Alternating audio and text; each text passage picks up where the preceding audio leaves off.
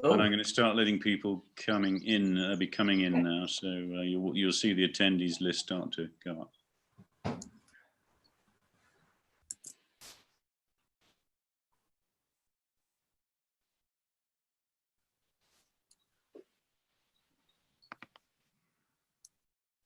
Yeah.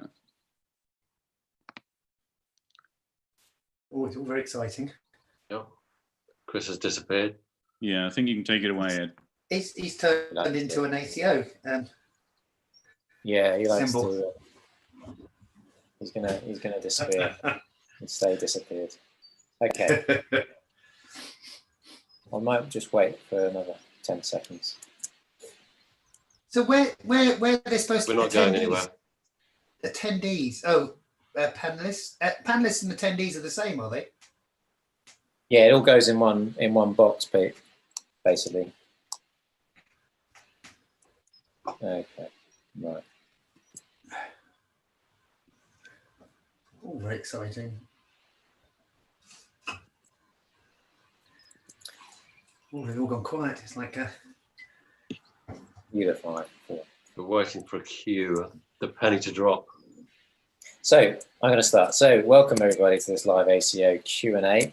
My name is Ed Wright. It's a pleasure to be hosting this evening. So I've got a fantastic panel of operators in front of me, obviously, as I usually do. Let me go ahead and introduce them. I've got Svetlana Pico, whose selected credits include The Batman, The Dig, and Bridgerton. I've got Pete Wignall in front of me, ACO, Lock, Stock, and Two Smoking Barrels, Bourne Ultimatum, and Game of Thrones. And I have Matt Pointer, ACO, SOC. Here's Dark Materials, Jurassic World, and Carnival Row. How is everyone doing? Very well. Very well. Very good. Thank you. So tonight we're doing an operator clinic. So if you have any questions relating to operating, to equipment, to Steadicam, anything that we're going to put to the panel, drop it in the Q&A tab below, and we'll get that to our panel. And hopefully, there's no silly questions. Well, some of my questions might be silly, but you know, there's nothing silly you can possibly ask. So go for it. So yeah, we are also streaming to the ACO YouTube channel and our Facebook Live page, and with our friends at Cogoptics TV, we're also streaming to their various channels. All that being said, let's get into the Q&A. So, what if I start with you, Pete? Just an introductory question. Tell us what you've been up to in your lockdown, and also give me a TV or film recommendation, if you wouldn't mind. Okay, TV recommendation. Okay. Oh, I guess. Well, there's two really. Two TV things, which is, I mean, I just love science fiction and all that sort of stuff. It's the latest Westworld, fab, and what's it? Oh my God, it's gone off my brain now. I'll come back to that. What have I been doing? What have I been doing? You've been doing other things, haven't you? Yeah. Oh, I nearly had it. Oh my God. Anyway, what are we doing? Garden sheds, car maintenance. I have been lucky enough to do a little bit of storyboarding, 4 days. So that on a hopefully a sequence that might actually happen at some stage. And building car sheds, hanging doors, starting rewiring the house. Not busy then. Yeah, just those the normal things you do when you're you buy a house that needs really doing up. Yeah, it sounds like you've been busy. You know, you've been finding enough jobs to do anyway. It is. How about you? Yeah, sorry, you gone. No, you say, it's fine. Yeah, I thought if you had something to add, Pete, please do. Well, it's just the old thing, if there's one tip I can actually say is, if you do things like this for yourself, is you buy all your materials whilst you're working, because there's plenty of time when you'll have no money to buy materials, but loads of time to do it. So there you go. Yeah. How about you, Matt? This time of year, though. No, exactly. I'm in Wiltshire at my partner's house, which is fantastic. I live in Bristol, but I'm out in Wiltshire, which is wonderful, seeing as the weather that we've had, to be out in the countryside. So that's great. Relaxing, chilling, seeing my kids when they come over. They live in Bristol, so that's been good. Seeing lots of them. Things I've been watching. We've just finished Ozark, which I'd not watched at all. Very impressed with that. Beautifully written, well directed. So that's really good. Another American one called The Outsider. It was very, very good. Got a little long towards the end, but that was very good. So that's a couple of things that I've been catching up on that have been out for a while, but I've not watched. So that was pretty good. Ozark does keep coming up in conversations I've had anyway. Yeah, so. I'm not surprised. It's just for such an ambitious story, they've actually handled it really sensitively and got right into the personalities. I think it's been fantastic. It's really good. Really good. How about you, Svet? As you can see, I'm in the jungle. I'm in Wales. I don't really live here, but we decided with the family when the lockdown was coming in to just come away and chill in a nice place. So we're by the beach in Wales, Caswell Bay, if anyone knows, really beautiful. Beautiful. It was quite lucky because people weren't necessarily as much traveling. It's to see it when it's not busy. It was really great. So yeah, been with the family, bonding time. Haven't been repairing anything, luckily, away from the whole house thing. It's been good. It's quite challenging when you have a young family. So most of your time really just goes for that. Yeah, managing to watch things. I think the one I'm thinking is it called Unorthodox? I think the little series. That was quite nice, quite different, isn't it? To get an insight. Otherwise, I'm trying comedies because I don't normally watch them. But not really finding such great ones at the moment. A lot of them are very light, but it's nice to do your research a little bit and see what works, what doesn't. I thought Unorthodox is brilliant, actually. Mm. I thought it's absolutely fantastic TV. And it's the energy of it. I kind of liked it, the way it's delivered. Yeah, and I think it was like 4 parts. Is that right? It didn't go on, over loads of time. They managed to get it just right. It was really good. Mm-hmm. So I've got a couple of questions actually coming in already, but I'll probably save those a little bit, Pete. But I'm intrigued because if anyone knows anything about your CV, they'll know that you have been doing Steadicam for many, many years now. And my question to you is, how did you get into Steadicam, and when did you get into Steadicam? Well, I got into Steadicam almost as soon as I started operating. I got my old mate Tim Ross Jones. He was doing his first film called Feast at Midnight, and I managed to actually get him to let me operate because it was a solo budget. It was £200 a week. So for a 5-day week, which is at the moment sounds quite good, to be honest. But so when after that. I've been doing focus pulling for 9 years, and I was getting well peed off, to be honest. And I came off that, and I thought, I can't go back. I can't, but I can't be broke. So I tried to get some work, but I could tell straight away that you needed a Steadicam if you wanted to get B camera. It doesn't seem to be the same anymore now. You can be A camera Steadicam, but it was very much B camera Steadicam then, and so. But also because all my years of martial arts and stuff, and all the years of helping people build their rigs, like Peter Robinson, Kate Robinson, and stuff like that. I did a few jobs with her. I had to build the rigs, and I built the rigs before that. I managed to get a short film, a freebie for short film that was for a week long. So I just got a rig in and went for it, and it just came natural. So after that, it was just persuading people that I could actually do it. I missed out by one person. It was one person beyond me because I knew the producer, Jonathan Hercock, for that major music video, with the girls, tell me what you want, what you really, really want. Wannabe. What was that? Yeah, that's it. Yeah. That girl band, yeah. I think Roger Tooley knows them well. You can tell I'm really good with names, can't you? I'm really Yeah. good with names. But Who did yeah, have a chance. that would have been it. But it took a wee while, to be honest. But you know, I've enjoyed it. I've never really wanted to take it up as, you know, a career, but that was like 24 years ago, and I'm still doing it. I'm still enjoying it. It's great. I mean, I come off a big old day Steadicam, and I feel really good. You know, it's like, oh yeah, it's like you don't really want to go to the gym, but when you come out of it, you feel really good when you come out of it. It's just like that with Steadicam. You just go, oh my god, that's a heavy camera. What you want? Don't you want that 6 speed, the really small one? And but then it's really good. It's really satisfying as well. Really, especially if you get a really nice shot to do. Well, did you just, if I could stay with Pete for a second, you know, did you sort of do that thing when you were, you know, back in the day, you were more of a specialist being brought in just to do the Steadicam stuff?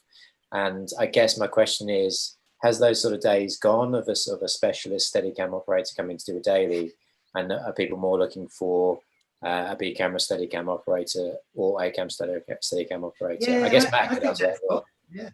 Yeah, I think that's kind of gone, really.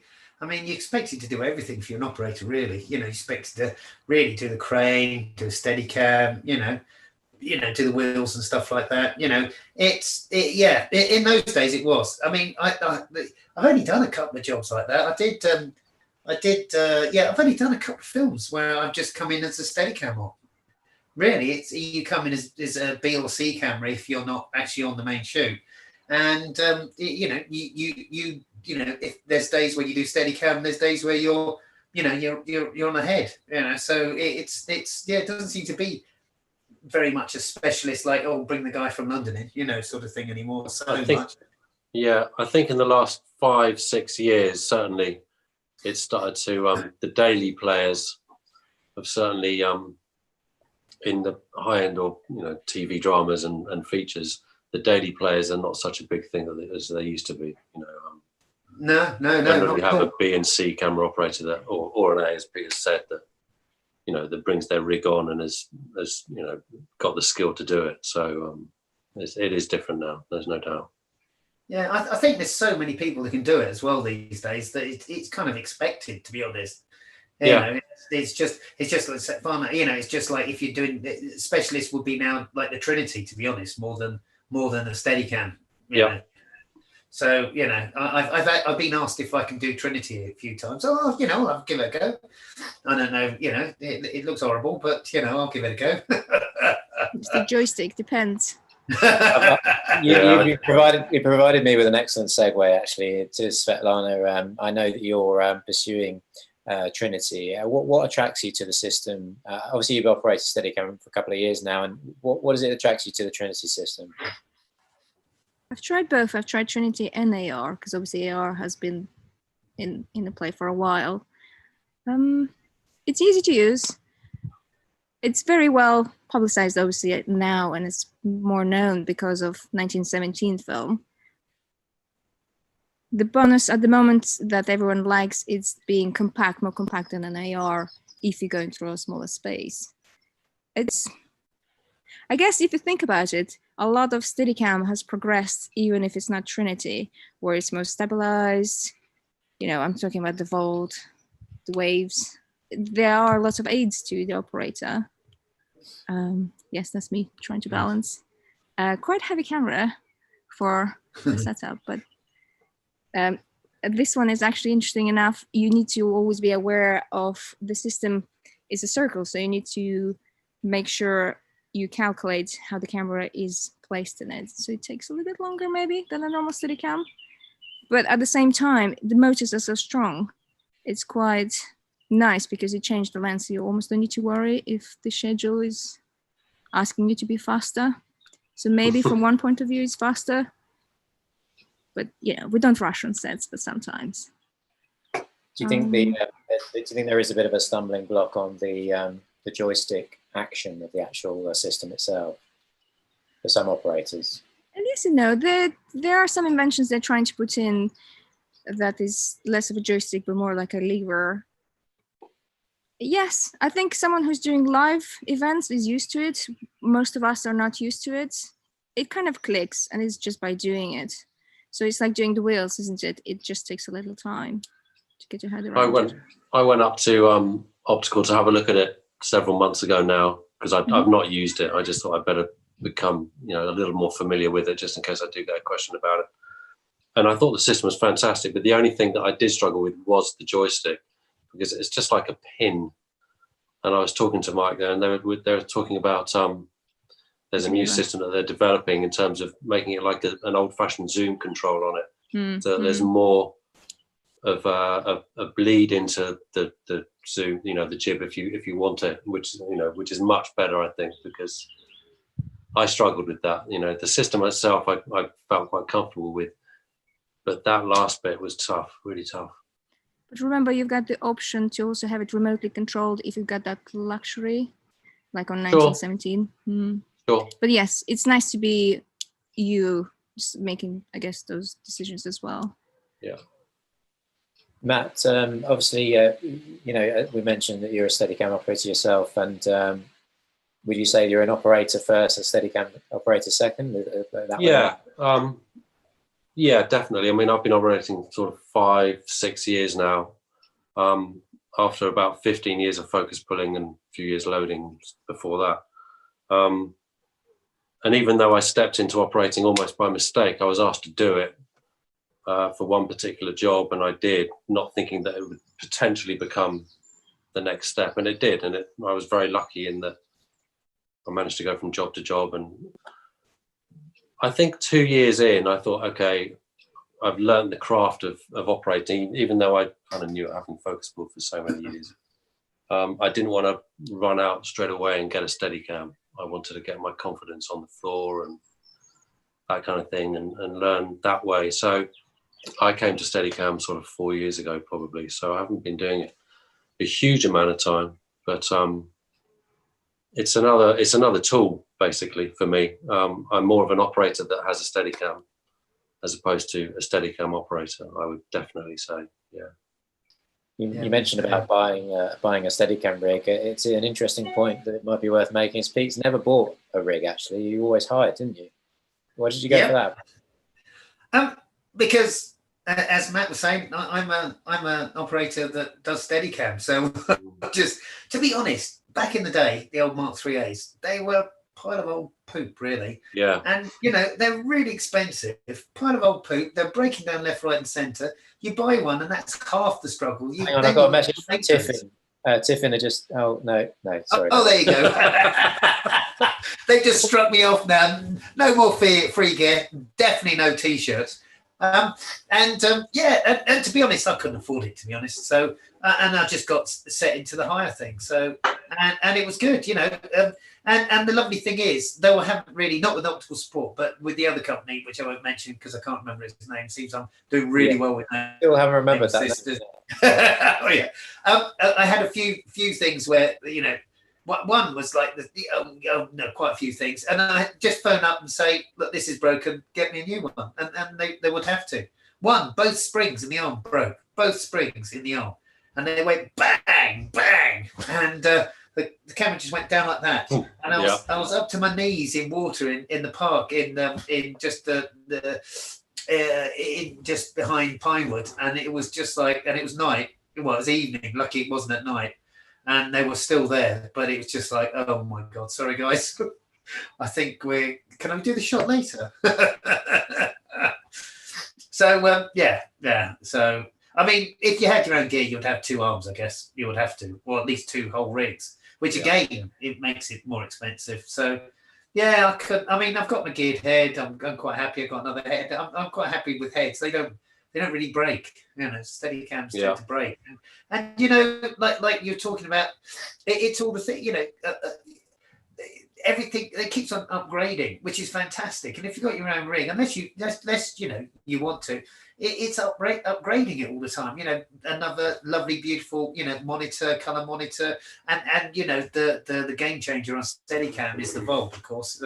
It's you know, amazing, you know, and I highly recommend it to anyone, whether you got Tiffin or Pro. It is fantastic, and it's just another expense, isn't it? So you know, it's never ending.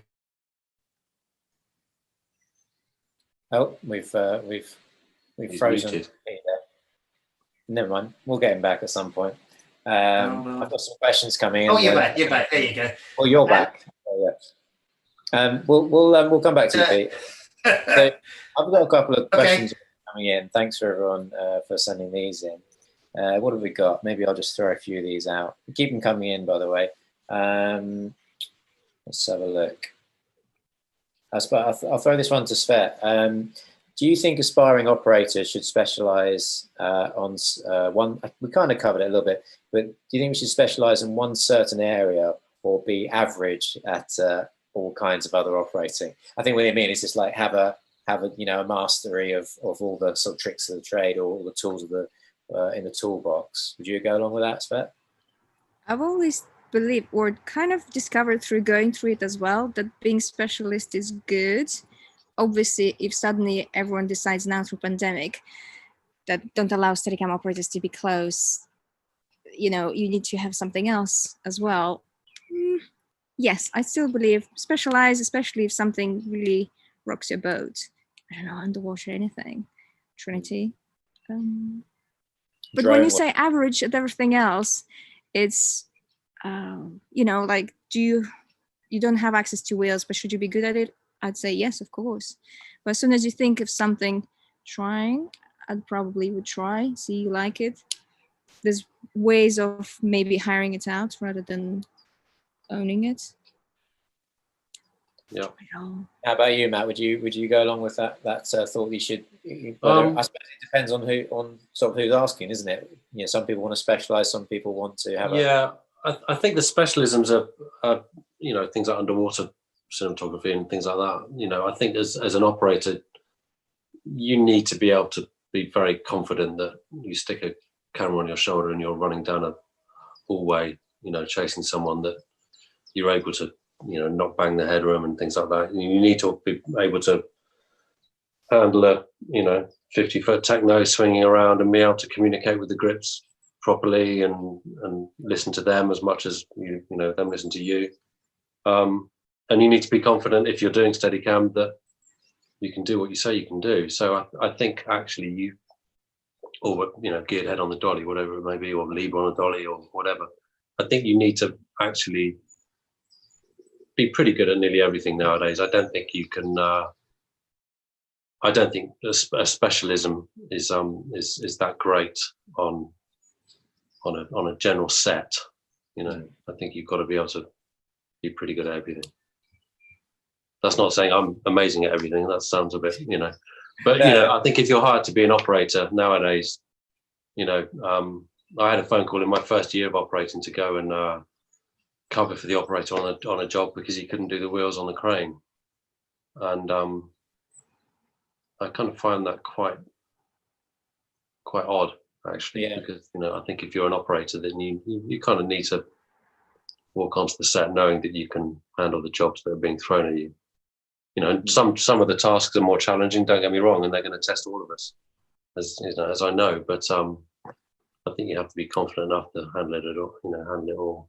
I suppose that there's another side of it is that sometimes I feel when you he's back. Fantastic. Sorry about that. We're just talking about being ready for a certain task, and won't be that the wheels or Steadicam or whatever. And Matt was just saying, that he had to replace someone on a crane shot and can do the wheels very well. But I just wonder, is there a grey area at times where maybe, I'm not sure if it's a particular skill or maybe it's a certain job level that you've stepped up to where you've have you ever blagged it, basically? You ever got to the point where you've gone, I feel a bit out of my depth here, but I'm going to go for it anyway and sort of hope for the best? You ever done that? All the time. Okay. Well, with Frozen Pete again, unfortunately, oh, no, there he is. I'm back again. It's really weird. I've got this really booster system and it's been fantastic up until right now. And I've had it for a week. Classic. Blagged it. Every single time I start something new, it's blagged. I mean, there's that expression, isn't there? You earn whilst you learn. So yes, of course. But it hasn't been for a while now, I have to say. So that's the whole idea of experience, really, is you just go through all the you know, all the things you can possibly can go wrong and you have to do, you know, you then go, oh, I remember that from that, so I better not do that then. So, you know, that's that. I mean, I've just been fortunate that I haven't encountered anything just yet. It's more not technical side. It's more, you know, on the personal side, you know, dealing with people, and that's where the operator's job can become very tricky, you know, especially if you're in between, you know, perhaps a DOP and a director that doesn't quite see eye to eye, you know. So yes, yeah, that's the only area where there's, no matter how much experience you've had, no blagging can actually get you through that. You know, it's just No. unfortunately, you know. But yeah, I blagged it all the time. Yeah, it's good. It really keeps you interested, and you know, keeps it exciting. That's for sure. Well, it keeps your adrenaline going as well, doesn't it, Pete? And that gives you an extra edge to get it right. Exactly. Hopefully you've got the time to, I guess, ask the questions ahead and then work out something, isn't it? Even if you haven't necessarily done it. Yeah, if you have the time. Yeah, absolutely. Yeah, I mean, if it's technical, I mean, there's loads of ways of doing it these days. The internet's fantastic. You know, run away at lunchtime and go, ooh. Yeah. Yeah, absolutely. And it's a fascinating area, because I do feel like there are times when how can you be fully ready for anything? You know, you've got to do it at some point and jump off and just push yourself into that, you know, uncomfortable area. And yeah, you know, you're going to learn loads, aren't you, when you make mistakes? Yeah, I mean, I've learned more in single days than I've learned on a whole job. Actually, make mistake. When you make a mistake, that's when you learn. Yeah. So what have we got here? We've got some more questions. I had this is a very first question we had, and this is more of a focus for the question, I guess, but I think we all know the answer. But Corin Sargzayan, apologies if I pronounced your name wrong. How do you deal with lens condensation? Go back to your focus puller days. You heat up the lens really, really hot. That you just put it under a light, get it hot. I mean, we did a job in Bethnal Green, not Town Hall, but the sauna place, and they couldn't turn it off. It's for a commercial. They couldn't turn it off, and we went in. He's gone. I always like it when he's halfway through the story and you sort of tease it up and then it's not quite. I think if you know where you're going beforehand, then you get the lenses into location the night before, because it gives them a chance to acclimatise. I mean, it's the last thing you want to do is try and fire up a lens to the right temperature over a really short period of time. But you know, we've all done it. When I was a focus puller, we've done it. You know, when it's cold, generally cold. You would try and have a really heated truck overnight, and you know, the simple things really. That's the best way of doing it. Nice. I think we'll try and get Pete back. We're just going to eject him and then bring him back. Bring him back in again. Someone anonymously has suggested he turns his video off. That might help with the audio. But then we don't see the layer cake poster in the background. We don't see the shirt. We don't see the shirt. We don't see any of Pete's lovely face. But we'll try. Actually, got a question for Peter here, but I will come back to that. We've done that question. Sven, here you go. What's your take on operators with a foundation in documentary? Does that make them more efficient on a drama set, do you think? I think it's about them being, well, they might have had experience beforehand, but if they only operated in documentaries, I think it makes them more resourceful, isn't it? Smaller resources makes them think ahead. The only probably difficulty they might come across is getting used to maybe a slower pace, more people around to share with the workload. I think that's the usual that people might struggle with, but it's not necessarily a struggle. It's just a different way that they might need to get used to. I think perhaps, like, if I think about an operator or a DP who shoots a lot of documentaries, they're often, opportunists, and they react to what's around them because they have to normally, and when they're, doing those kind of things. So and they can do it all themselves because it's just them and their camera. So I wonder if, Matt, it's getting used to having a crew around you and then having to articulate to everyone. I started my first real proper way into the industry. I worked in a rental company, and then I became a staff assistant there, and then I became a documentary assistant going around the world for 2 or 3 years before I then moved into dramas and features as a loader. And I think I learned more doing those documentaries that enabled me to become a loader and focus puller than I would have learned elsewhere, because it taught me to, sort of think on your feet and, think outside the box and solve problems quickly. And, you're stuck in the middle of Siberia for 5 weeks and your batteries have gone and you've got a week left to shoot.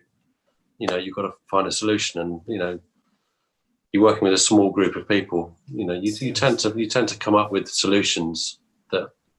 So I think a documentary background, I know that wasn't a specific question, but a documentary background can definitely help when it comes to being on set, on a bigger set. I would ask that to Pete, but it looks like he's potentially frozen again, which is a shame. We're working on it. So I've got a question here. What do you look for in a focus puller, Svetlana? Just confident, I guess. I really like chilled ones. So it's when, I guess it comes from the top anyway. So when the top is relaxed, everyone is kind of passes down. But a lot of focus pullers lately, especially, I'm quite impressed. A lot of them are so relaxed, and I really like that, because obviously the department then has that, not slowness, but kind of a peace. Technically, I'm sure they know what they're doing if they're there. So I think it's just calm and being able to deal with it as it comes, because every job is different for an operator, for a focus puller, for anyone. So in a way, it's just to deal with it is great. We can do that. Sense of humour. Ooh. Yeah. Tell you jokes when you're waiting for the next setup. The focus puller that you're working with, I wouldn't even say your focus puller, because I think it's such a team effort. That person, well, it used to be when they were right next to the camera with their hand on the knob, they're one of the closest people that you work with, them and the grip. And I think somebody that's, as Svetlana said, somebody that's relaxed but confident, and can put a smile on your face when the pressure's on, to take some of that off, is a fantastic asset. I think somebody that's technically, obviously, can do the job, but can read the dialogue or read the emotions, so they're not always pulling on the dialogue, they're pulling on a look or a moment that they see in somebody's eye. I'm all for an instinctive focus puller as opposed to a mechanical one. But I think somebody that's going to just fit the script and the crew that's being assembled as well is pretty important. You can't have a loud mouth, and there are great loud mouths, don't get me wrong. You don't want one of those on a very sensitive project, because the dynamic on the floor is incredibly important. So that's good too. So I think we've got Pete back. Yeah, sorry about this. I think it must be North London. They're all doing their own work at the moment. Yeah. I just it's You want to move to Wiltshire, Pete? No, no one does the homework, do they? No one here. I've made sure my son's not doing anything on the internet, watching porn or whatever. So I've had to make sure he's off that. So we're talking about focus pullers, and Matt just made a very good point about a focus puller who's instinctive and uses, they feel it a bit more. What do you look for in a focus puller? Yeah, something like that as well. I mean, I'm just blown away by focus pullers these days. They. I mean, when I was focus puller, I focus pulled for 9 years. I put marks down everywhere, and I had tapes out. Fair enough, it was film, and there was no. You couldn't actually see what you were actually focusing, and and you had the horrible, either late at night or first thing in the morning, projected rushes. But these days, these guys on 65mm Alexas, with virtually no light at all, and it's pin sharp. I mean, they've got big monitors, but even so, you still need to be spatially aware. They're just fantastic. They really are. I take my hat. I could not do it. I mean, I've done it. No, I don't know if I could do it anymore, to be honest. Sometimes I just take my eye off the eyepiece and look around and go, how the hell did you do that? I just couldn't do it. Exactly. I mean, just and also, you know, with electronic eyepieces, you know, some of them aren't that sharp, so you can't even. Okay, well, we did get quite a lot out of Pete. Tell them if it's sharper. You know, their monitors are much sharper. You can see it. You know, but it's what, sorry. No, sorry, carry on, Pete. Homework. Yeah. And so you know that's and also as Matt said, sense of humour. It's always good. I think in your team it's so important, isn't it? Because you know the job's tough enough, the days are long enough. It's we've got to keep a smile on our faces, surely. Exactly. You know, over and above the technical side of things, because you know, I mean, I am beginning to learn the menus, but you know, when they start opening up, I just go, "Oh my god, where's that then?" But yeah, that's it. I just take my hats off. I think they're doing a great job. I don't care. You know, it's fantastic. I could not do it. I couldn't do it. You know, so brilliant. Focus pullers out there. What have we got here? We've got a good one from Ian Clark, who's an ACO member, I believe. Friend of yours, Matt. Yeah, good mate. I might throw this to, well, I'm going to throw this out to anyone, but maybe Svet to begin with. How are you coping? How do you cope with mental health in lockdown? No government help, no work, etc. How are you dealing with your mental health? A lot of us have obviously, and the government help has changed throughout. As we know, limited companies, etc., have had the difficulty. I think if you're lucky enough to have the family, it's been great. Personally, I'm just trying to obviously read about all these guidelines, listen to the news, keep on top of it, trying to figure out what's ahead of us. Like most of us, we're trying to guess, you know, is it remote will, is it not? I think just accept it as it comes. When you would have asked me in January, even when we heard about different countries locking down, I was traveling at that point, and you know, like people say, oh yeah, closing borders. So we thought, oh, we're just going to the next country. We haven't necessarily processed it. So it's the same here. We at some point could have imagined how it would have turned out. So in a way, now we know what it is. We accept it. So hopefully it's just going slowly and not rushing to it. It's more like accept the changes for now, I guess, until it comes out. How about you, Matt? Any thoughts? Yeah, it is tough. It's a good question for me, and actually, because I think it's something that we can easily overlook. Is that, you know, it's a big struggle for an awful lot of people. The financial impact and the uncertainty can have a big impact on people. I'm lucky in that I'm with my partner, who's fantastically supportive. I get my kids every couple of weeks, which is great. I'm in a beautiful part of the world in Wiltshire, which helps. Done the obvious things like suspending mortgages and stuff like that. Furloughed myself from the company. Financially, it's taking a big hit, but I'm trying to look on the positive side of it, in that for the first time in my 28 years in the camera department, I'm not the only, you know, I'm one of millions of people that aren't working. So it's not like I'm standing there going, oh my God, everyone else is working and the phone's not ringing for me. We're all in the same boat. And it sounds awful to say it, but you know, I'm taking some comfort from that, and that we're all in the same boat and we will come through it. And just trying to stay positive, just trying to look to the future, really, because it will come back. We don't know the circumstances, and there's a lot of conversations about that. But we will come back and we'll bounce back strong. And I'm really looking forward to, you know, hopefully the end of the year when it comes back and we can get our hands on the wheels again. Yeah, I mean, I totally agree with that. You know, if nothing else, I don't know about you guys, but this seems to be very familiar at the start of the year, every year. You know, there's like 3 months with no work whatsoever, and you just go.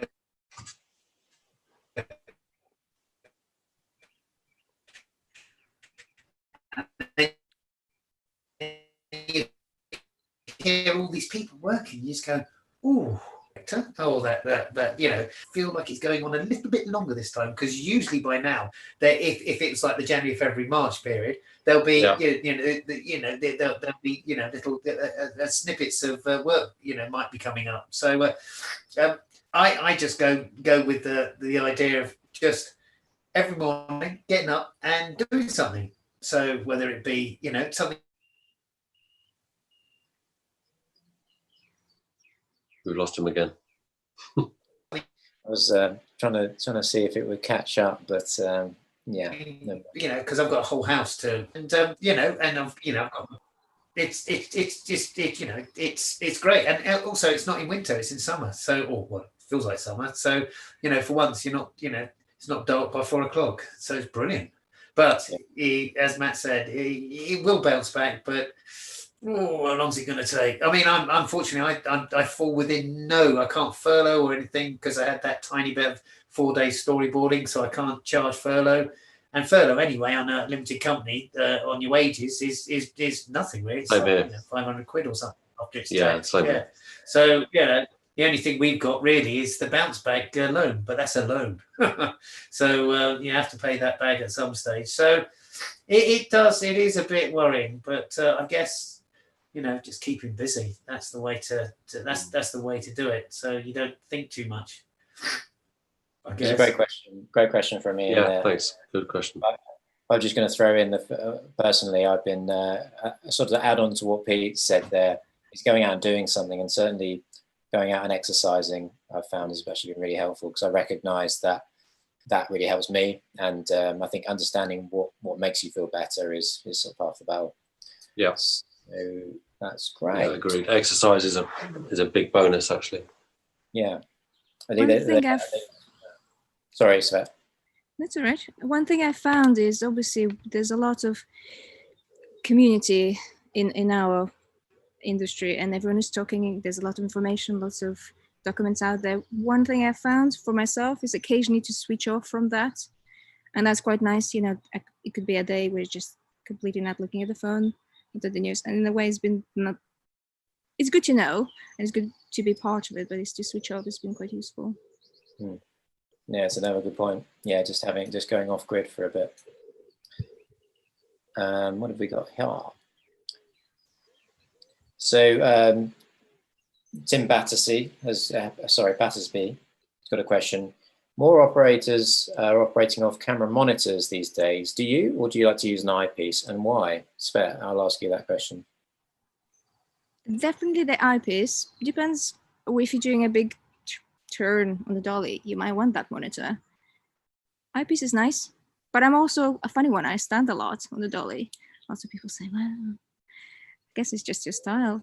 Not sure why people would prefer the monitor, but I think it's just easier. How about you, Matt? I'm an eyepiece guy. I think that might be my age. I don't know. And as a focus puller, I'm just used to, the eyepiece being on the camera all the time and the operator using it. And when I started, I just instinctively did the same thing. I also feel that when I'm hugging over the camera and I've got my eye on the eyepiece, and there are times I use the monitor, obviously, difficult moves. But when I've got my head on, or whether it's my geared head or the slip head, I feel a lot more engaged with the camera when I'm hugging it with my eye on an eyepiece. I feel much more at one with it. I feel much more instinctive. So I'm an eyepiece guy through and through. Pete? I guess it's my age as well, because back in film days, the monitors were so rubbish. You just what was it, like the movie cam compact had a tiny weeny little one that was on. It was about an inch big, wasn't it? Do you remember? Yeah, that's right. I didn't need glasses in those days, but even then I wouldn't be able to see it. So I'm eyepiece, definitely. Well, what I've been finding just recently, because these jobs I've been on, is a Libra head on a dolly. Oh, I've been enjoying operating off that way.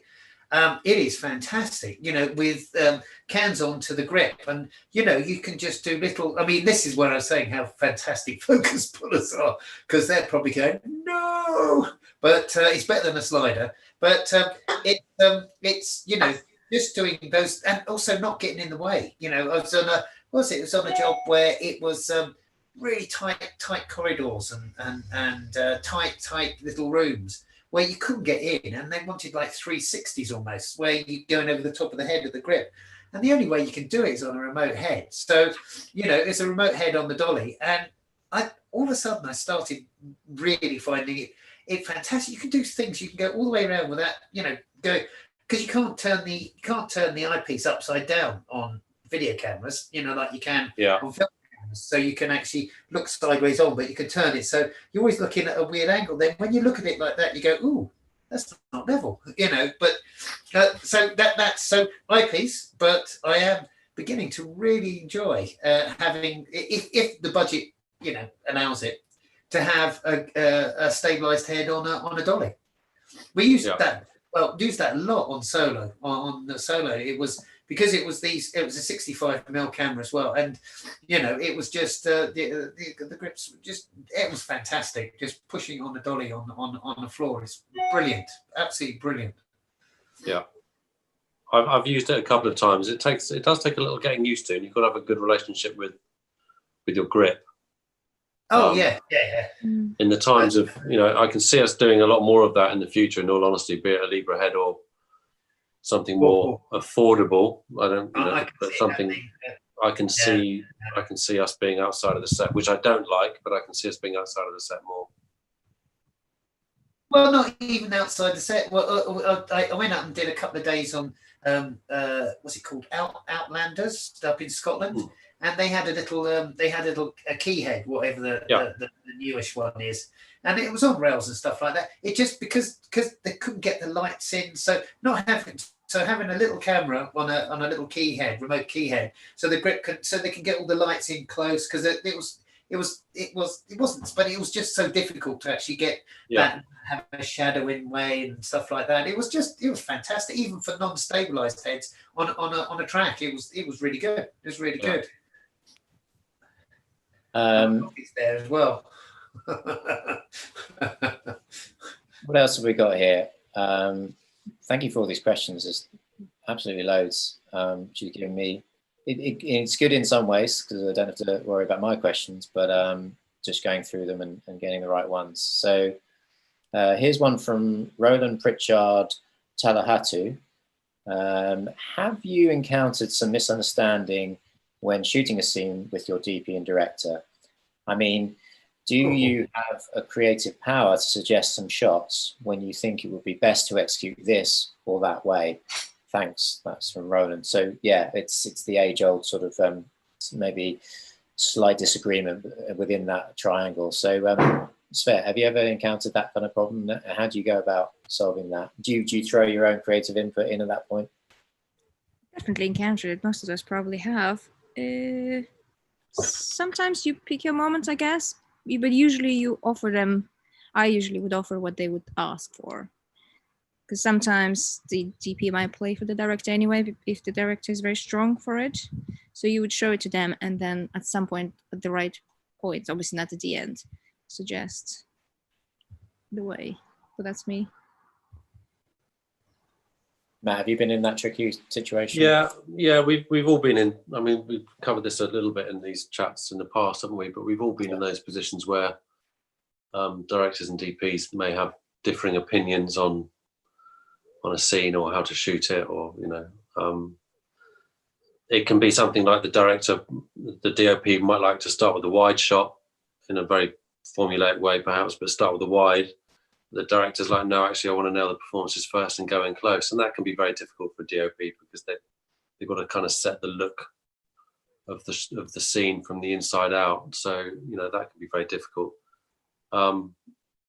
Ultimately, we're all the directors, we're DPs rather, operators. We're there to make the director's film, and we're in that unenviable position of having to kind of be the bridge between the two sometimes, between the DOP and the director. But that's just one of the things that we have to do. And luckily, I think I saw an awful lot of that as a focus puller and hopefully learn how to when, know when to move in and have an opinion and when to stand back and just let it unfold. But it can be a very common thing. It's not always a disagreement. It can just be a differing of opinion. God, yeah, and it happens all the time. Yeah. Basically, my philosophy is, you suggest, but you're there to help, and if that's what they want to do, you kind of do it, and if it don't work, it don't work, and you suggest ideas to hopefully duplicate both of them, really. So I don't know, it's the age-old thing. Operating is the most fantastic job in the world. I mean, in our craft, it's the most brilliant job. There's only one little drawback, is when you have issues like that. Yeah. But if you don't, it's fantastic. But if you do, it can get a little tricky. And unfortunately, there's no formula for getting out of these things. You just, because everyone's different. And when you got two people, it's even worse. And so you can't say, "Oh, I'm going to do this because that person's like that" and stuff. You just got to do what they want you to do, Yeah. And then if they don't work, you suggest, "Well, why don't we try this? It could work. Do you think?" You try and make it their idea, and then it's sometimes works that way, but. Who knows? I mean, there's been some good old ones in my time. But anyway, there we go. I'm sure Matt and Sven's as well. So I mean, you like to think that the disagreements, when they come, are not in the first couple of weeks of a project that you're on, because everyone's raring to go at the beginning, and people tend to have the same kind of attitude at the beginning.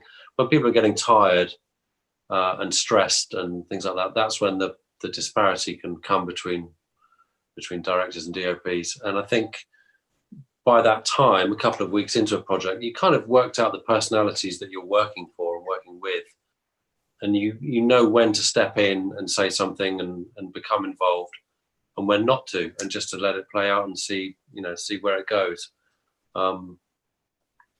Yeah, timing. I mean, the problem is where the DP says something to you and the director says something.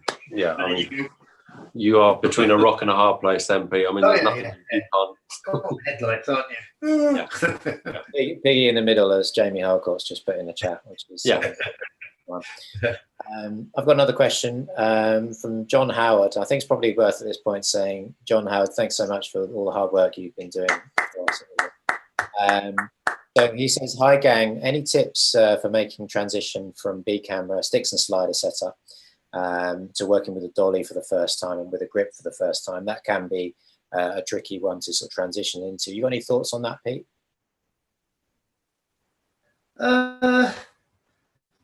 It's really easy. It's better. It's so simple. When you get onto a dolly and you've got all the grip behind you and stuff like that, because if you're on, I'm going to stay with it. Give him a second. Crossing my fingers. Yeah. Because this one was going to be a really good pearl of wisdom, I felt. It's a very good question, though. Yeah. It's a big jump, actually. It does definitely feels like a big jump, doesn't it? Yeah. Why don't you go ahead, Matt, and jump in on that? I think the most important thing is to watch an awful lot when you're a B camera operator as to how a scene's being played out and when the camera needs to move and when it doesn't, and have the confidence to say, "I think we start here and go here. What do you think?" Or is he coming in? But I think the main advice really is get a fantastic grip, because they can save your bacon. There's 2 or 3 that I've worked with over the years that are just fantastic and have dug me out of a hole or offered me advice or just meant I haven't had to pan on a track. They've just kept it beautiful and solid. I mean, they can really make your work look that extra 10%. And I would say to John, not that he needs any advice from me because he's a fantastic operator, I would say get a great grip that's got some years behind him, and when he says, no, let's do it this way, I think it'll be better. Listen to him. I always say to my grip, just never, ever, ever listen to me. Just do what you think is good, and just make me look good. And that's fantastic. And they do every time. And it's fantastic because, you know, I'm useless without them. So it's good. so yeah, as you say, you don't need any advice from anyone else, but just, you know, it'll be so simple going from legs and slider onto a dolly and track with a good grip. It'll be, you just go, oh, this is nice. This is great. You know, this is brilliant. People going, oh, that's a great shot. You go, yeah, it is. Thank you. It's a nice shot. So yeah, it's easy. It is very easy. Svet, any thoughts? Additional thoughts to that? Yeah, very good. Definitely, it's a relationship. So be positive. I guess if you haven't met your grip, make sure you have a chat beforehand. Because I do a lot of dailies, and a lot of dolly work, or even on big cameras. So yes, have a chat with them. Just be comfortable. I guess sometimes also ask for their advice if it's been a shoot that you just joined on the day, and then they kind of know the style as well more. Yeah, if it's worth me just throwing something in at this point, is that I found when I did a lot of B camera, I did a lot of earwigging of the A camera and the grip, and I listened to the conversations quite a bit, so I got the understanding of the language and, you know, the kind of the back and forth. So when you say the language, you mean the swearing or just the general dialogue? Yeah, all of that stuff. How to talk to a grip. But yes, and obviously leaning on your grip, and listening to the advice that they give. Great answers, great question, John. Thanks for that. Let's move on. What have we got next? Question for Peter. This is from Paul Hill. Question for Peter. Do you have any anecdotes from working on Snatch? We've been building up to this. I love the making of the documentary. It looks like fun, chaotic film to work on. Okay, am I back again? I'm back again. So could you just repeat that? Because I went and I came back again. No worries. Do you have any anecdotes from working on Snatch? Any good stories? Because Paul watched the making of documentary, said it looked a lot of fun, but quite chaotic to work on. It was only chaotic in the fact that, can you believe, you used to make movies in 6 weeks? So Snatch and Lock Stock was made in 6 weeks. Rock and Roller too. Oh, sorry? Rock and Roller as well. Oh, was it? Yeah. We did that in 6 weeks. It was, oh my God. It was 12-hour days. So there's loads and loads and loads and loads and loads and loads of, but an anecdote. Let's have a think now. There's kind of many. It's such a badass shot. It's not even worth, you know, it's crazy. Look at that.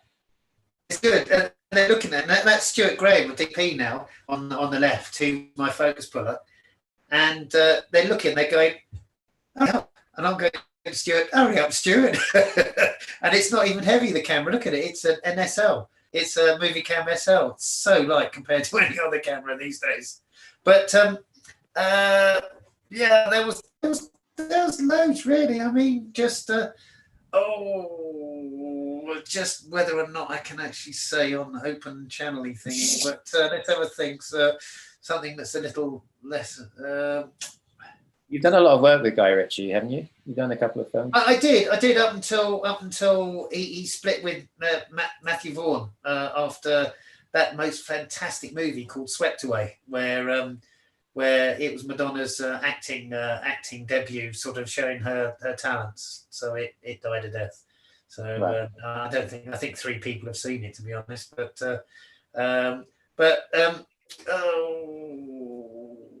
Well, I'll tell you what. Shall I give you a second to think about that, and then we'll come back. Yeah. I mean, it was great. I mean, we had so much fun on it. I mean, we even had a midterm rap party, because one of the American actors says, "This is what we always do, guys. We have a midterm rap party." So we all went off, and we only have 1 day off a week.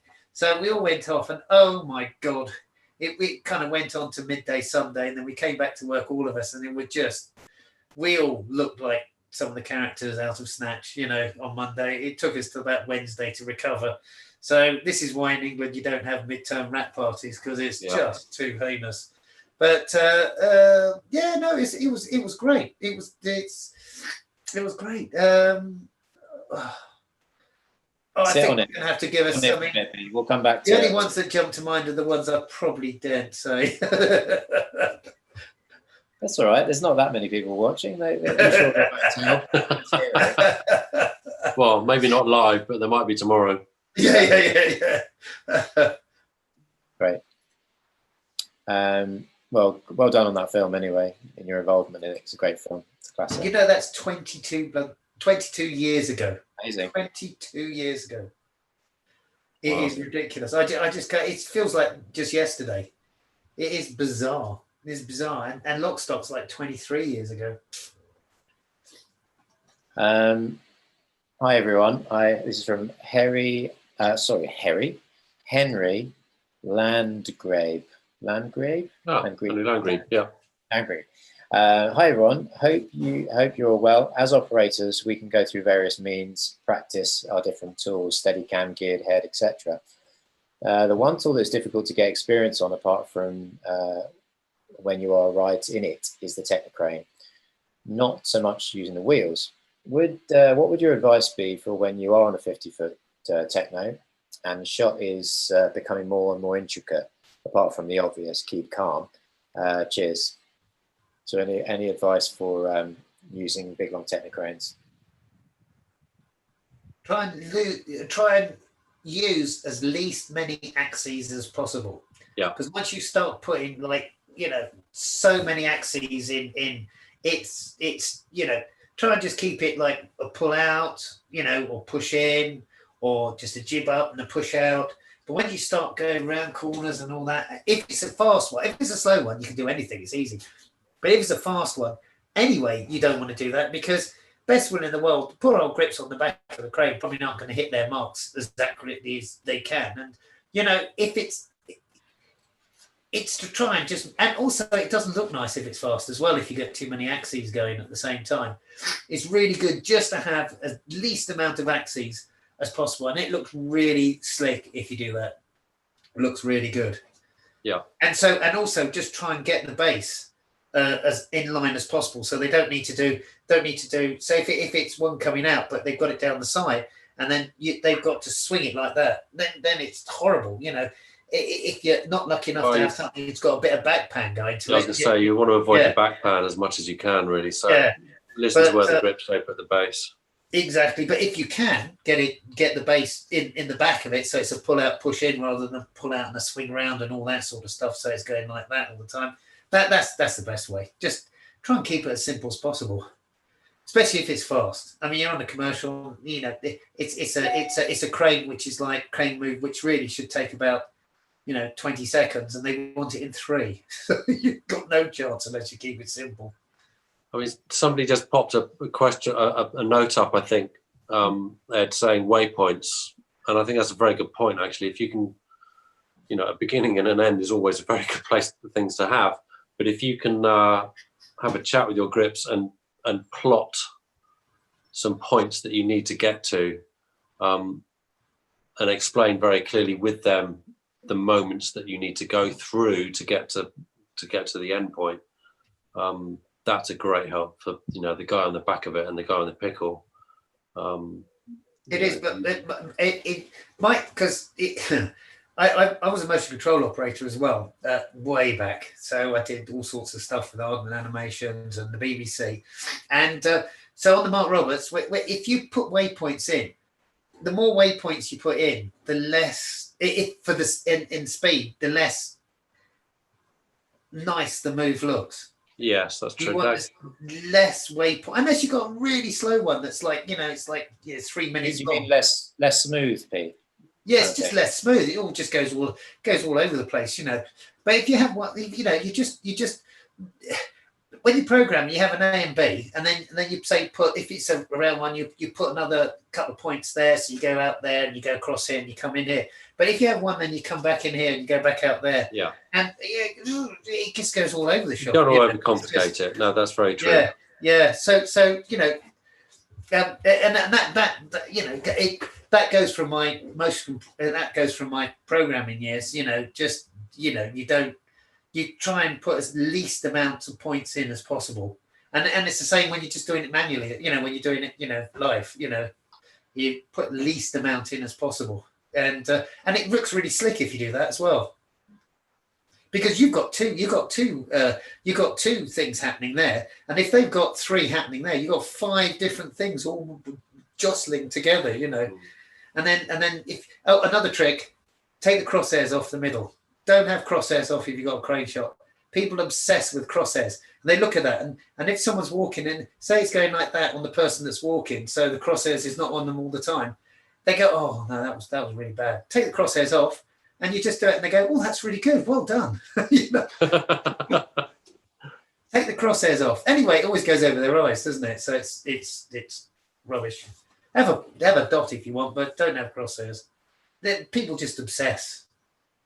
Yeah, absolutely. Especially nowadays with digital, I'm sure. I did this commercial, and the DOP was doing the crane shot, and it was a horrible one. It's through like that, and I was on the second unit, and you know, and he said, "Oh, Pete, I can't do this. Can you come through?" And I came in, and it was and I looked at it and I went, "Oh yeah, blimey, that's horrible. Well, you're doing really well. Oh, you got the crosshairs on." So I said, "Can you just take the crosshairs off? Because you can on digital." Took the crosshairs off. I did exactly the same move, and they said, "Fantastic, well done. There you go." Great. It's fantastic. Just take the crosshairs off. It's some sort of Darren Brown thing there. That was great. Yeah. Svet, just to bring you in there, did you have any other thoughts in terms of crane work? We were just talking about that. Definitely put the base in the right place, I think. Obviously, it makes sense about not overcomplicating it, but sometimes it might be. Put it in the right place. It's a big thing, so you don't want to move it. One of the most important one, be clear in your communication, because there might be new people. Even if you have obviously the headsets, it's about making sure you understand each other. So then the attention is there. You just smooth about it. Huge part of our jobs, isn't it? The communication aspect. Thanks for that question. That was a good one. What else do we have left? Someone has written about, it's from Tony K. Hi, Tony. Has anyone been practicing whilst you've been in lockdown with various things? Practicing what though? I guess he's referring to Steadicam, potentially. Oh, okay. Potentially wheels. But I suppose, Pete, you're sort of a master now, so you don't really need to. I'm not a master. Give over. But I don't have a Steadicam to practice on, so I go around with a broom. There you go. Yeah. How about you? No, I got my geared head out and gave it a clean a couple of weeks ago. Just made sure it was all right because it had been locked in a box for a couple of months. It's funny enough, same with me, and I've had to stand it up on end where I've got it. So I've laid it flat for a while, so just to help out with the belt. Yeah, I've given that a bit of a once over. I've borrowed a camera off of a guy around the corner to stick on my rig, and I've not actually done it.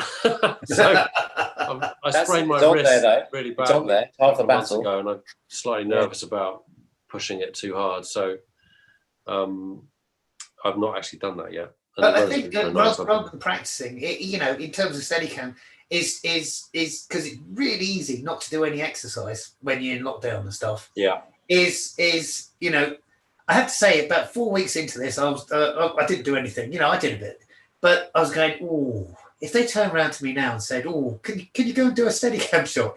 I was actually looking at the, you know, Pete Cavs thing, you know, the 1970s. I was thinking, oh, you know what? If they ask me to do something like that, I think I'll die. Tell you what, I better get out on the bike and start riding and running and stuff like that, and a few weights we've got here and things like that because the gym's closed and stuff. But yeah, I think keep fit because it's going to come the time when we're working again. I was going to come back to exercising actually and sort of match fitness, but I just want to ask you, Svet, have you got your Trinity rig down there in Wales? Are you throwing it around? You've got enough space for it around there, haven't you? So you could in the jungle. Yeah. I've been using the DJI, is it DJI Pocket or something? It's got the zoom thing, the joystick. No, I've been practicing the wheels just for fun more, because it's the gearhead simulator. So actually, you do have almost like having a crane and other things, but that's more for fun. No, it's trying to keep up with the fitness. Who makes that system? The Black Tech. Okay. How much is it? Comes from Germany, and I think they have some. So. Yeah, sounds like a cool system. That there's quite a few of those starting up now, aren't there? That you can simulate the wheels experience. There's another question. It's the same question actually asked before we started the webinar. Did Pete work on layer cake? I think that's. Why does he think I worked on layer cake? I've got no idea. I've actually got no idea at all. I wanted to point out that why I put these up is nothing. It's because there's just white covers behind and a white wall and an old radiator. Not this one. I've got this one. This is a new one I've got to plumb in. And I thought that looks so bad. That doesn't look professional at all. So I thought I'll put something up there, wear a flowery shirt, and I'll put some posters up. But no, I didn't work on that cake. I just like the poster. Yes, yeah. Did you do the yeah, I did. Yeah. And also you've got a lighting system as well. I don't want to, maybe break down what the. You mean, so like key light? Yeah, it's great. Bit of fill, and a kicker. Nice. Good stuff. Big production. I've got to have a rethink. I tell you what, it is the ACO after all. So there's that one. We should get that one. It still look red though. Look at this. Can't believe it. Anyway, there you go. A question from Mark Ben-Alil. Hi, Mark. We had him on the previous webinar. So he asked, do you have a way of doing some exercise to practice operator camera skills? Basically, what I want to sort of add into that and say, I'm interested to know what you guys do in terms of practicing and not practicing, exercising in order to be match fit for Steadicam or even handheld work, or talk about a little bit of the physical aspect of camera operating. And what do you do? Do you work out? Do you do yoga, or what do you guys do? Let's go first. There you go. I cycle quite a lot. I have not been able to do as much as I'd like because I sprained my wrist in the first week of lockdown, and it's only just getting better 9 weeks later. I mean, great timing because I'd have had to be off work for 2 months. I mean, I sprained it pretty badly. But so I cycle, and I do quite a lot of stretching and planks and things like that. Because we can quite often find Steadicam's one thing in terms of your legs and your back and your general stamina, but regular operating, you can be bent over the dolly for hours in pretty uncomfortable positions, and I think you need a bit of suppleness to be able to get through the day sometimes. So I do a fair bit of stretching, things like that, but mainly cycling, a little bit of weights, but not a great deal. Yeah, cycling and stretching really. Stretching is so important because to not pull anything. So if it's like elastic band. If elastic band's really flexible, it'll just go like that. But if it's not flexible, it'll break. And the stretching is so important. Do I do much of it? Not as much as I should do, really. It's very easy to say it, isn't it? But actually doing it. But I do running. I do when the gym's open. I do gym work, weights. Weights. I do. The only thing I can't do is pull-ups because I've buggered up 2 shoulders snowboarding, and one doing a rolling brake fall over track on a film called Mean Machine, the British one, and I managed to smash up my shoulder. It was a dare at lunchtime. What I didn't realise, they watered the whole pitch, but they didn't round where the boards. We had a 150, 200 foot track up and down this pitch, and we were there for 2 weeks. And I said, I can do that. Yeah, rolling brake falled over. Crack. Yeah. Got up and I said, it's Steadicam now. Oh, good. I had to get someone to do up my vest and everything. But I do all that. But I think because my dad was a martial arts instructor, and and a boxer. I at the age of 6, I did judo until I was 6 till about 11, and then I did karate, wadaroo, because my dad's club, till I was 29. So, and that just it stays with you. So, you know, it's amazing how a body just learns stuff. So which is what I'm now saying to my son, and he's great because he wants to do loads. So he's you know, to do loads of exercise when you're younger, and it just stays with you the whole all the way through. And it's funny how muscle memory can actually kick in. So I haven't been to the gym or not ever. I've been to a dojo, but never a gym. And then I went to the gym first time 5 years ago, and all of a sudden it just clicked. You know, I just had to learn what to have to do. You know, I've never done any of this or any of that, and it just clicked in, and it was fantastic. You know, it was really good. And that's the same. You know, the first time on a strap on a Steadicam, it's all very horrible, and then after about a couple of days, it's fine. It's fine again. You know, it's good.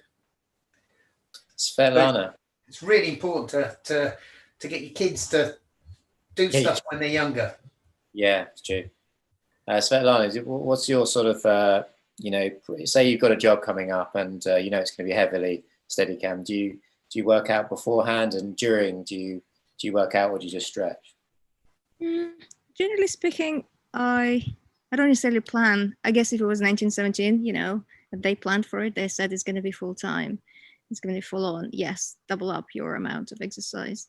I go through stages. I don't just have gym. Sometimes I have the interest of gym, so maybe a few months after that, maybe just cycling. At the moment, because there's not much stuff I have around me, it's just using the body. And I like, what do you call them? The jumping and stretching, which is the term? Perfect. Yes, I love those at the moment. It's really good. A killer, yeah. But strategically speaking, do you practice specifically for the, you know, Steadicam specifically for the handheld? No, because in a way, when you work those muscles, you need to be strong, but those muscles do settle because you're using them specifically in the job. So as you know, it's the only one side on handheld. Steadicams definitely will fill them, but the stretching definitely is important. So Nice. it's a break. If you do anything else, just stretch. What else have we got? I've got a question from Paul Edwards. What are your feelings about operating with a radio headset and having a constant link to the DP, particularly your thoughts on possible compromise to your concentration? Do you want to take that, Pete? Yeah, I mean, it's all right as long as you know, as long as it's not tilt up, tilt down, go right, go left. I mean, on solo we had lovely Bradford Young, and he had his mic open the whole time, and he was playing really cool music all the time. And he didn't actually say anything. He would just go, yeah, that's it, yeah, good. And it's like, oh, that's nice, you know, fantastic. I have had it where it's like, oh, tilt up, tilt down. No, headroom. And I was going, oh. You know? So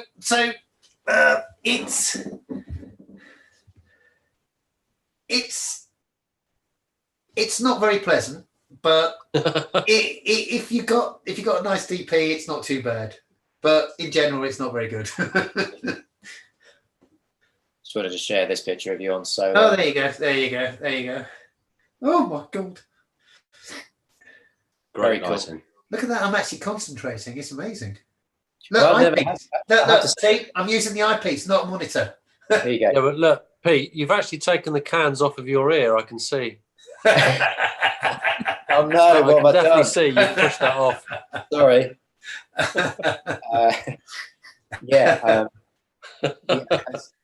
It's quite interesting to hear you say that about the music thing. I've never worked on a set. I mean, I've been on a set where music's been played while we turn around, which is quite fun, but never had music played during. Oh God, because I come from my you know, startup was all music videos back in the day, wasn't it? It's all music videos and stuff. So, you know, having 1,000 kilowatts of whatever it is sound pumping out whilst you're setting up it's quite natural to me. So it doesn't bother me at all, really. Yeah, so it does hinder talk sometimes, but that was nice with Bradford. It was lovely. You know, it was good. Half the time we didn't even know he had it open. You didn't even realise it because he just had the headphones on. You know, it's just something Americans seem to do, isn't it? So that's always fine unless they accidentally leave it on whilst they go to the yeah, that's right. Or they start talking about someone or something. You know, yeah. That's not so good. How about you, Matt? Your thoughts on comms? It's something that is happening more and more, isn't it? I do find it a little distracting to start with, because you're so concentrated on the frame and trying to pick up a movement of an actor as to when they're going to go, or you know, a subtlety somewhere in the frame that you want to react to. That to have a voice in your ear, I think can be a little distracting. It depends on the voice, you know. It depends how much they like to speak themselves, you know. And if you're doing what they want, then you're not going to hear too much. I don't mind it. I don't mind it. It's just it depends when and where. I think it's all cross purposes there. Did I? Sorry. Have you noticed all the homework's finished now? It's fantastic. See, North London. See, the kids do their. Oh yeah, that's true. Actually, they're on the video games. They've got to be on. You're playing the Xbox. Yeah, that's true. So I've got another question here from Jesus Novillo. Thank you for sharing your experiences. I would like to know what you guys think about having a fairly long lens in terms of focal length and placing that on the Steadicam. Svet, have you got any thoughts about longer focal lengths operating on Steadicam? Depends what the action is. Yeah, have had it. Everyone will debate it. It doesn't need to be there, but there might be a situation why artistical sometimes. You go with the flow. You don't necessarily have much of a say. You know, you always kind of might joke a little bit, you know, before you get for the take, but it's always going to be there if they want to use it from experience. Yeah. How about you, Matt? Any thoughts? I think the general feel of a Steadicam is to be with the actor, and to, you know, to be a little bit more engaged with them, whether it be a walk or just on a different kind of performance. I think the Steadicam really is not something that's that long lens friendly. I don't think, personally. I think it's much more comfortable with the actors when you're on a, you know, 40 or 32 or, you know, 29. So, you know, I think it's much more being with them close, 5 foot, 6 foot, 4 foot, that kind of thing. So I'm not a massive fan of long lens on a Steadicam. There are times when it's necessary, or, you know, be it speed or the look that you want. You know, don't get me wrong. You know, some people want that narrow field of view. So you know, it's horses for courses really. But I personally, I don't like to be on too long a lens when I'm on the rig. Yeah, I mean, it's long lens is more like, you know, you're observing from afar, sort of thing, you know. Whilst a Steadicam is like someone there, and, you know, actually, you know, you're actually having a chat or whatever, you know, you're actually in with them and things like that. So sometimes it doesn't look quite right to be long lens, especially if they're using the Steadicam as just like it should be on a dolly and track. You know, let's stick a long lens on and just do a sidey track. Yeah, and you just go, oh my god! I mean, this is, you know, it used to be terrifying, but now with the Volt, it's fantastic. You know, it's fine. You know, they can go. You know, it all depends. I mean, like long lens. If you're shooting anamorphic, it's all long lens. You know, it's, you know, even a tight shot is long lens. You know, you get super wide and it's a 40mm, and you get like a standard sort of lens size for, you know, coming back with someone walking. It's a 75. So, you know, there is long lens when it has to be long lens because it's anamorphic and stuff. But in general, something I had what was it? It was on The Gunman, and Pierre, the director, who was a Steadicam op himself, he made me do a shot that was on like a 200mm. And yeah, I've done a 150 Steadicam, and it was it's just like mad, you know. And this was out without the vault in those days. And you're going up, you just touch the thing, and it's like, wow, it's just like goes miles, you know. It's so tricky, so tricky. And we would do.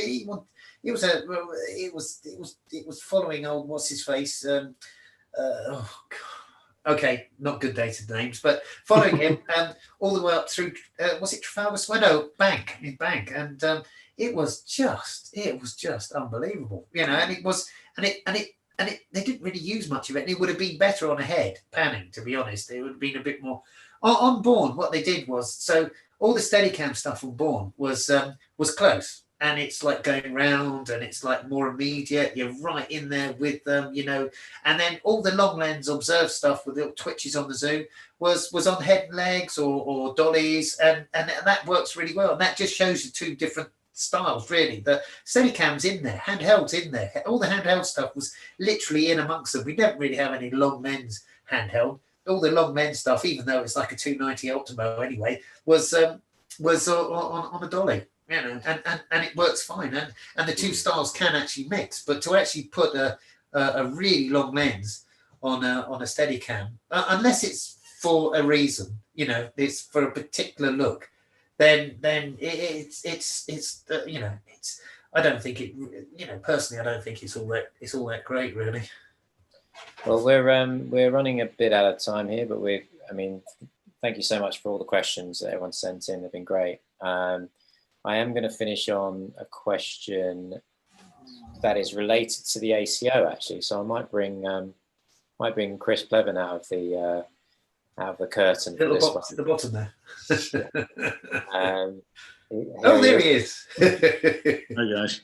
So, he's like God listening, isn't he? So this is the one for you, Chris. This is from Dominic Moen.